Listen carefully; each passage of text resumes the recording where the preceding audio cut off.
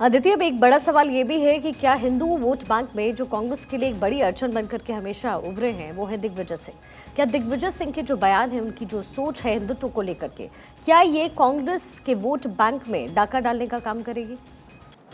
आज नहीं, पहले भी कई बार दिग्विजय सिंह, ऐसे तमाम, और माणिक चंद जी की बात करें, अलग अलग बात करें अगर, तो ये तमाम वो लोग हैं जिन्होंने हिंदू वोट बैंक हो या ऐसा कुछ बयानबाजी की है जिसकी वजह से सेल्फ गोल कांग्रेस का हुआ है।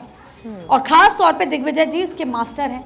और आप देखें कि मैं खुद लंबे समय से भाजपा और कांग्रेस दोनों कवर कर रही हूँ। मैंने ये देखा कि दिग्विजय सिंह के बयान से कभी, अब आखिरी में तो बीजेपी कांग्रेस जो है किनारा करती हुई नजर आई है, लेकिन दिग्विजय सिंह बड़ा चेहरा है मध्य प्रदेश का। और आपने देखा होगा यही वजह है कि राहुल गांधी अभी गए तो उन्होंने एक बात कह दी कि कमलनाथ जी जो काम अधूरा छोड़ गए थे, इस बार चुनाव में वो जीत कर आएंगे और काम पूरे करेंगे। यानी सीधा सीधा ये बात कह दी कि कमलनाथ ही हमारा चेहरा है, कमलनाथ ही मुख्यमंत्री बनेंगे।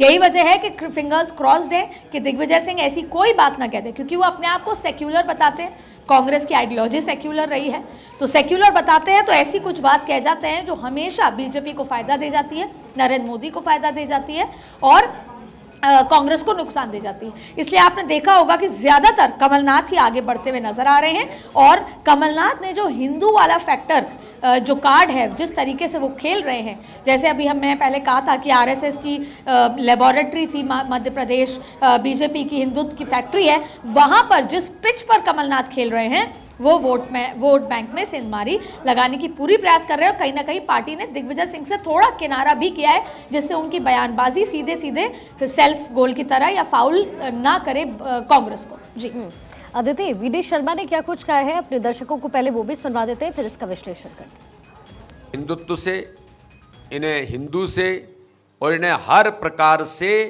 देश के मान बिंदुओं से लगातार इस बात का कांग्रेस को, उनकी मानसिकता में विरोध करने का काम कांग्रेस लगातार करती रही है।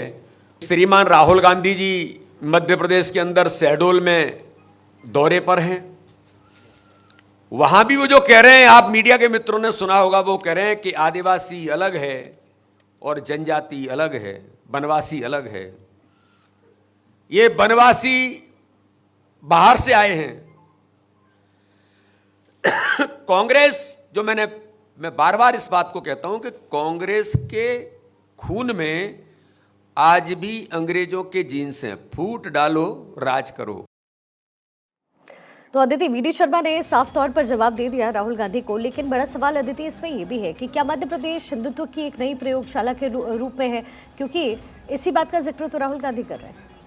बिल्कुल, पहले वीडी शर्मा के जिस तरह से उन्होंने बयान दिया ज़रूरी है, क्योंकि जैसा मैंने आपको कहा कि जब आप भारतीय जनता पार्टी का जो एक पुराना जिसे बोलते हैं स्ट्रैटेजी है, पुराना तरीका है चुनाव में, उसको अगर कांग्रेस ले रही है तो जाहिर तौर पे उनको कोई इसका एक तोड़ निकालना होगा।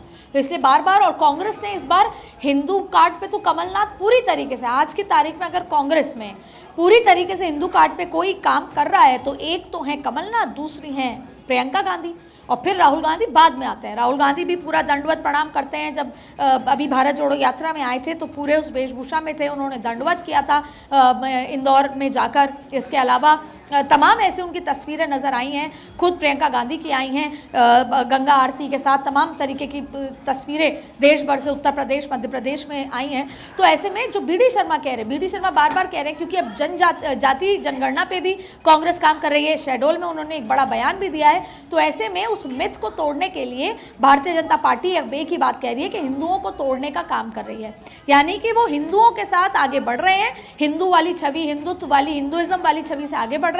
और बीजेपी ये चाहती है कि वो बार बार ये बताए कि ये तो हिंदुओं को तोड़ने का काम कर रहे हैं। तो ये लड़ाई हिंदू वाले वोट बैंक पर या हिंदू वाले वोट बैंक पर चल रही है। बीजेपी बार बार काट कर रही है और कांग्रेस उन्हीं के पिच पर खेल रही है। जी नहीं, लेकिन अदिति, एक तो समुदाय विशेष पर हमेशा कांग्रेस खेलती रही है, तो मान लीजिए कि चुनाव के लिए ये रणनीति अपनाती भी है कांग्रेस, और अगर अपने खुद को फ्रंट फुट पे लेकर के चली आती है, तो क्या ये काम करेगा? क्योंकि ये सबको पता है, जो जनता वोट दे रही है वो इस बात को जानती है कि कांग्रेस किस पिच पर खेलती रही है। तो पिच बदल देने से क्या ये जो रन है कांग्रेस का वो बदल जाएगा? देखिए, सबसे पहले पॉइंट वाइज बात करते हैं। पहला, जैसा मैंने कहा, 18 से 20 साल बीजेपी ने राज किया और वो हिंदू वोटर्स के बल पर राज किया। तो कांग्रेस के पास कोई ऑप्शन नहीं है अदर देन कि वो हिंदू वाला कार्ड पे आगे बढ़े। दूसरी कांग्रेस के हित में जो बात है वो ये है एंटी इनकम्बेंसी। कोई भी सरकार हो एंटी इनकम्बेंसी होती है। राजस्थान में अशोक गहलोत की सरकार है तो एमएलएस की एंटी इनकम्बेंसी है, तो वो बीजेपी के लिए एक फ़ायदा होता है। वैसे ही मध्य प्रदेश की बात कर रहे हैं तो एंटी इनकम्बेंसी है शिवराज सिंह चौहान सरकार की।